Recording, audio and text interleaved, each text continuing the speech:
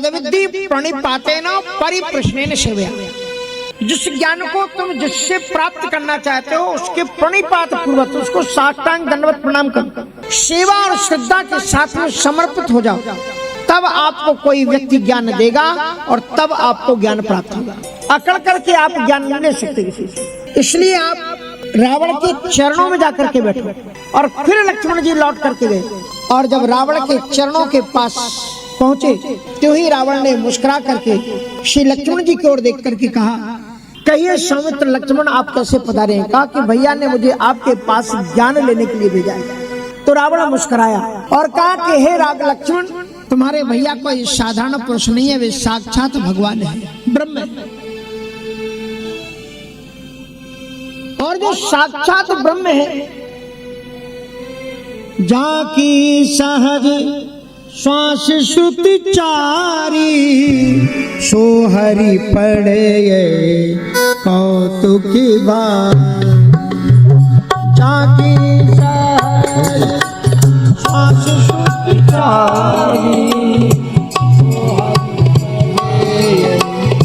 कौतुक भारी। जाकी सहज श्वास श्रुति चारी, सो हरि पड़े कौतुक भारी। सो हरि पड़े कौतुक भारी। जिससे परमात्मा की श्वास से चारों वेद निकले, उससे परमात्मा ने ज्ञान लेने के लिए तुम्हें मेरे पास भेजा है। तो सुनो लक्ष्मण, उन राम को ज्ञान कौन दे सकता है? जो भी ज्ञान शास्त्रों में है, वेदों में है, पुराणों में है, वो सब श्री राम जानते हैं। इसलिए मैं वेदों और पुराणों की बात उन्हें सुनाने के लिए यहां नहीं बैठा। रावण ने कहा कि मैं अपने अनुभव की कुछ चीजें आपको बताता हूं, वो राम जी को कह देना। और तब रावण ने 3 बातें कही। काहे की बात करना लक्ष्मण, सबसे पहले मेरा एक अनुभव है। शुभ काम अगर करना होवे, पल मात्र की देरी नहीं करे। शुभ काम अगर करना करना, पल मात्र की देरी नहीं करे। शुभ काम करना होवे, पल मात्र की देरी नहीं करे।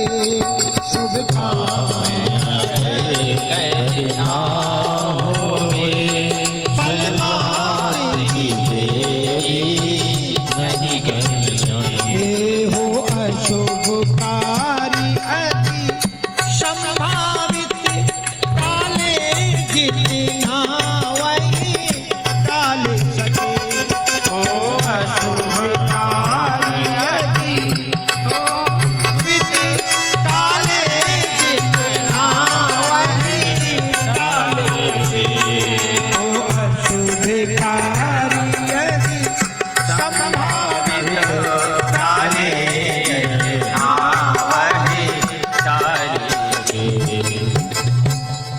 ये बड़ा मूल मंत्र है।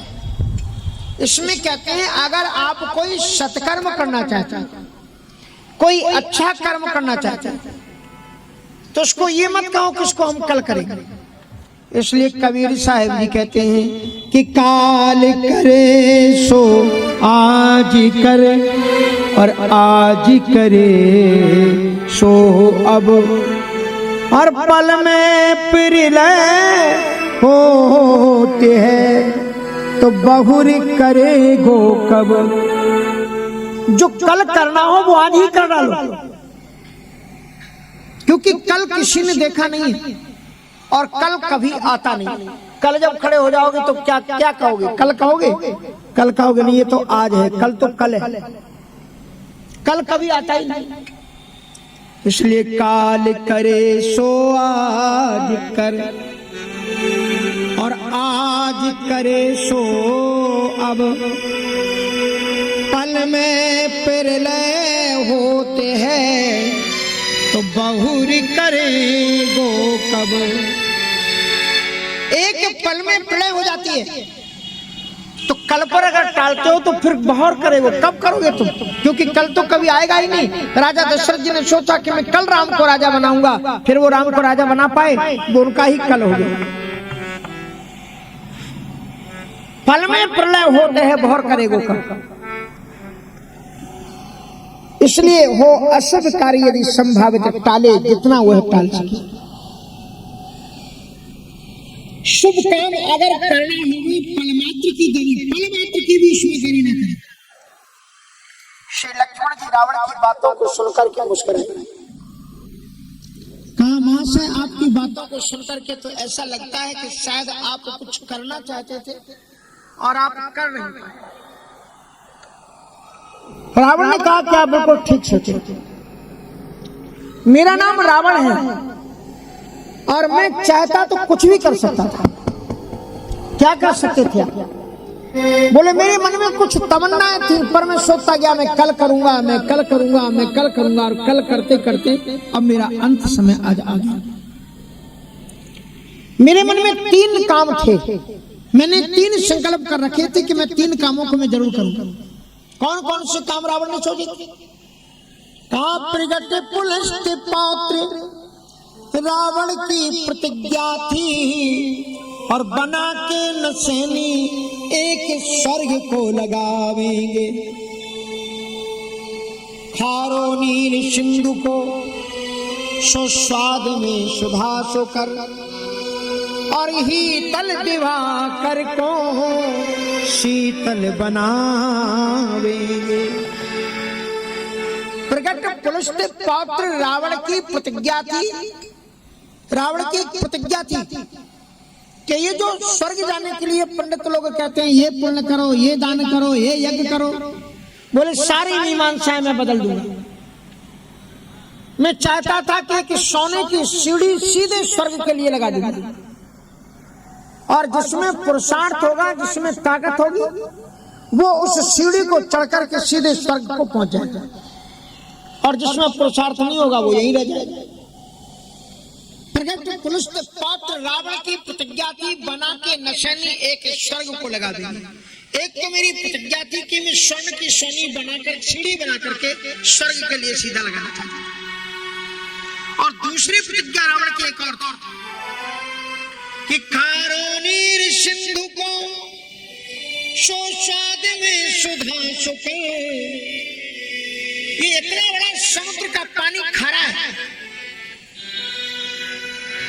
आधे से ज्यादा पृथ्वी में समुद्र भरा हुआ है, खारा पानी। तो रावण कहता है कि मैं चाहता था कि समुद्र के खारे पानी को मैं मीठे पानी से भर दूं। लक्ष्मण जी महाराज आश्चर्यचकित हो गए कि महाशय तुम इतने बड़े समुद्र के खारे पानी को मीठा पानी कैसे बनाते? रावण ने कहा मेरे पास तमाम वैज्ञानिक थे, एक से बढ़कर के एक वैज्ञानिक थे।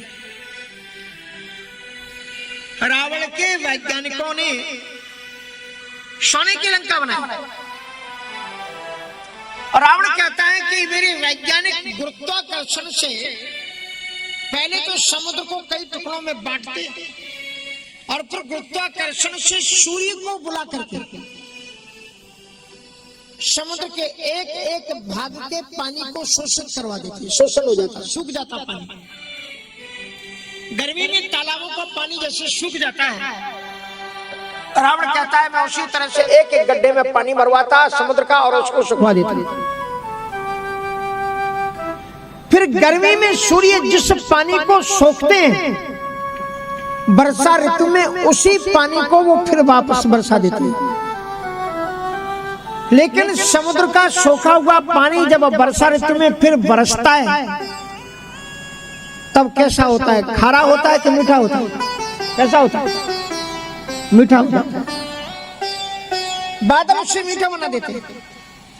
तो रावण कहते हैं कि मैं गुरुत्वाकर्षण से सूर्य के द्वारा इसका शोषण करवाता और फिर बादलों के द्वारा फिर मीठा पानी भरवा करके संपूर्ण समुद्र को मैं मीठा बना देता।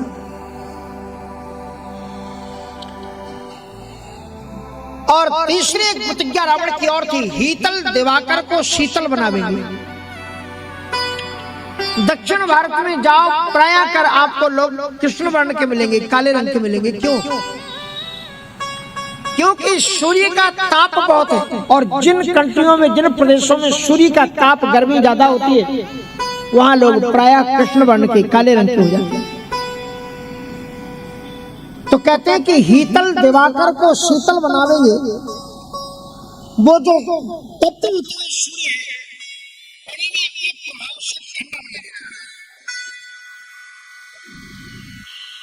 लेकिन क्या है कि कभी कमल के विचार मिलाए गए।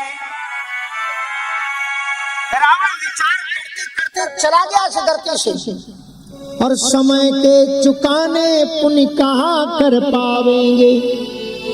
काम जे जरूरी पर भारत रंग रूरे हैं, लीजे कर पूरे न तो अधूरे रह जावेंगे। इसलिए रावण ने बड़ी सुंदर शिक्षा दी कि जो भी तुम्हारे महत्वपूर्ण कर्म हो, जो भी तुम करना चाहते हो, जितने जल्दी उन्हें चाहो करना कर डालो, नहीं तो बाद में एक दिन तुम भी चले जाओगे और कुछ भी हो नहीं पाएगा। तो रावण मर गया और उसकी इच्छाएं रह गई। विभीषण जब राजगद्दी पर सिंहासनारूढ़ होने लगा, तो उसके पहले भगवान राम के पास में आकर के उसने प्रार्थना की कि भगवान राम, आपने अपने पुरुषार्थ से इस कंट्री को जीता है, लंका को जीता है, इसलिए आइए आप यहाँ के राजा बनिए। लक्ष्मण जी ने भी राम जी से निवेदन किया कि हमने ऐसा सुना है कि जो पुरुषार्थ से जिस कंट्री को जीतता है, वो कंट्री उसकी हो जाती है। आपने अपनी ताकत से श्रीलंका को जीता है, इसलिए आप ही खुद लंका के राजा बन जाइए, क्योंकि लंका की जो संपत्ति थी वो कम नहीं थी, बहुत बड़ी संपत्ति थी। लक्ष्मण जी ने कहा कि भाई साहब, इतना समृद्धशाली राज्य है, आप ही राजा बन जाओ, क्योंकि अगर आप यहाँ से लौट करके अयोध्या जाओगे तो बेचारे भरत जी राज्य सिंहासन पर बैठ चुके हैं और उन्हें सिंहासन से उतरना पड़ेगा। क्या पता उनका मन उतरने का हो या ना हो, और आप उनको नीचे उतारेंगे तो पता नहीं कैसा उनको लगेगा। तो लक्ष्मण जी महाराज से राम जी कहते हैं कि अपनी स्वर्णमयी लंका नमे लक्ष्मण रोचते, जननी जन्म भूमिश्च स्वर्गादपि गरीयसी। ये ध्यान से सुनना है। श्री राम जी कहते हैं, हे तात लक्ष्मण, भले ही ये लंका सोने की है, लेकिन फिर भी मेरी इस लंका में कोई भी रुचि नहीं है, क्योंकि जननी जन्म भूमिश्च स्वर्गादपि गरीयसी। जननी और जन्मभूमि ये दोनों मां होती है। राम जी कहते हैं, जननी जन्मभूमिश्च स्वर्गादपि गरीयसी, ये स्वर्ग से भी महान होते हैं। और भगवान श्री राम जी ने जननी और जन्मभूमि किसे कहा? जिस समय रावण को वध करके राम जी अयोध्या लौट रहे हैं, पुष्पक विमान पर बैठे हुए, सारे बानर उनके साथ में हैं। उसी समय भगवान श्री राम जी विमान से ऊपर से ही अयोध्या को देख लेते हैं और सुग्रीव से कहते हैं कि जन्मभूमि मम पुरी सुहावन, उत्तर दिशि सरजू बह पावन। जन्मभूमि मम पुरी सुहावन, उत्तर दिशि सरजू बह पावन। जाम जनित विनहि प्रियासा, जाम जनित विनहि प्रियासा। समीप पावहि मम समीप पावहि पावा। अति प्रिय मोहि यहाँ के पास, अति प्रिय यहाँ के पावहि मम धाम का पूरे सुखिरा, मम धाम का पूरे सुखिरा। श्याम जी कहते हैं कि जन्म भूमि मम पुरी सुहावा। हे सुग्रीव, वो देखो, वो मेरी अयोध्या दिखलाई पड़ रही। जननी जन्म भूमि स्वर्गदपि गरीयसी। कैसी है? कहते जन्म भूमि मम पुरी सुहावनी, ये मेरी सुहावन जन्म भूमि है। श्री राम जी को सोने की लंका अच्छी नहीं लगती। जन्म भूमि मम पुरी सुहावन, कहते उत्तर दिशि सरजू बह पावन। इनके उत्तर दिशा में परम पवित्र सरजू नदी का प्रवाह है। ब्रह्म द्रव इसमें प्रवाहित होता है, ब्रह्म रस इसमें रहता है। सरजू जी का क्या प्रभाव है? कहते जाम जनिति बिनहि प्रियसा मम समीप नर पावहि बा। अगर कोई सरजू जी का मज्जन कर ले, स्नान कर ले, तो बिना ही प्रयास मानी कोई जोग जप तप संयम समाधि के बिना ही मम समीप सायुज्य मुक्ति को प्राप्त कर लेता है। मम समीप नर पावहि वासा। और राम जी कहते हैं कि अति प्रिय मोहि यहाँ के वासी मम धाम दा पुरी सुखिरासी। श्री राम जी कहते हैं अयोध्या में रहने वाले मुझे अत्यंत प्रिय है, क्योंकि मम धाम दा पुरी सुखिरासी। ये जो अयोध्या है मेरी पुरी है, सुख राशि है। मम धामदा पुरी सुख राशि। इसलिए ऐसी अवध को भगवान श्री राम जी मातृभूमि कहते हैं। और वो अयोध्या किसी अन्य देश में नहीं है। कहाँ है? भारत देश में। इसलिए भारत को संपूर्ण विश्व के लोग माता कहते हैं, क्योंकि इसी में भगवान राम का जन्म होता है। इसी धरती पर भगवान श्री कृष्ण का जन्म होता है। और इसी धरती में काश्यते प्रकाश्यते इति काशी, ऐसी काशी है जिसमें भगवान विश्वनाथ जी का निवास होता है।